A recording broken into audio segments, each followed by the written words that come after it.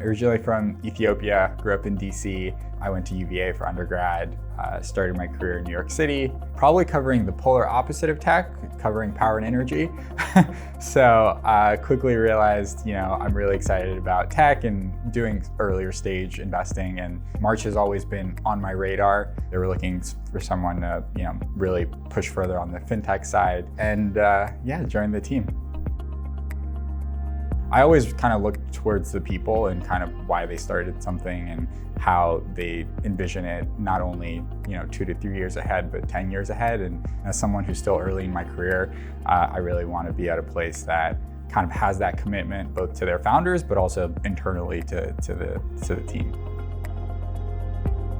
Oftentimes you'll have, if you have two co-founders, one is hyper-technical CTO, then you want the CEO or other co-founder to really complement them in a commercial mindset or in a communicative one. I love to see a founder that has had personal experiences with the problem that they're solving. You want someone who has deep experience and kind of has felt the pain point, both as a builder and a customer. Ultimately, you do have to sell your product to an ordinary person, and if you can't communicate that effectively, it poses pretty substantial challenges, because at the end of the day, it all comes back to sales in one form or another.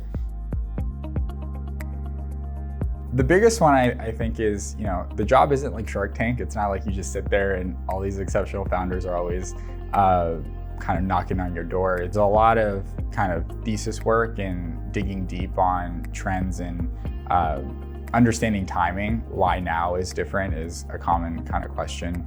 We often know founders for a year or two before investing, and we start investing generally around the Series B all the way up to pre-IPO. We're very intentional about how many investments we make, and our strategy is not to kind of index or boil the ocean. I think sometimes the perception of VC is you write as many checks as fast as you can.